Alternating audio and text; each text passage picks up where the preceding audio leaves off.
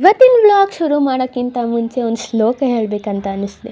ಗುರು ಬ್ರಹ್ಮ ಗುರು ವಿಷ್ಣು ಗುರುದೇವೋ ಮಹೇಶ್ವರ ಗುರು ಸಾಕ್ಷಾತ್ ಪರಬ್ರಹ್ಮ ತಸ್ಮೈ ಶ್ರೀ ಗುರುವೇ ನಮಃ. ಇವತ್ತು ಒಂದು ಸ್ಪೆಷಲ್ ಡೇ ನಮ್ಮೆಲ್ಲರಿಗೂ ಗೊತ್ತು, ಅದು ಗುರು ಪೂರ್ಣಿಮೆ.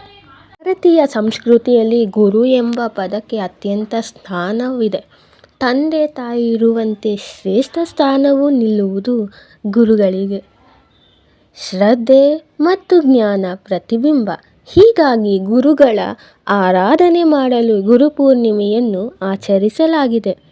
ಇನ್ನೊಂದು ಮುಖ್ಯ ಕಾರಣವೇನೆಂದರೆ, ಹಿಂದೂ ಧರ್ಮದ ಪ್ರಕಾರ ವೇದವ್ಯಾಸರ ಜನ್ಮವೆಂದು ಆಚರಿಸಲಾಗಿದೆ. ಇವತ್ತಿನ ಸ್ಪೆಷಲ್ ಡೇಯಲ್ಲಿ ನನ್ನ ಅಪ್ಪ ಅಮ್ಮಂಗೆ ಹ್ಯಾಪಿ ಗುರುಪೂರ್ಣಿಮೆ ಅಂತ ಹೇಳ್ತಾ, ಅದ್ರ ಜೊತೆಗೆ ನನಗೆ ವಿದ್ಯೆ ಕಲಿಸಿರುವ ನನ್ನ ಎಲ್ಲ ಟೀಚರ್ಸ್ಗೆ ಹ್ಯಾಪಿ ಗುರುಪೂರ್ಣಿಮೆ ಅಂತ ಹೇಳ್ತಾ, ಇವತ್ತು ನಾವು ಹೋಗಿದ್ವಿ ಸಾಯಿಬಾಬಾ ಟೆಂಪಲ್ಗೆ ಅಂತ ಹೇಳ್ತಾ, ಟಾಟಾ ಬಾಯ್ ಸಿ ಯು.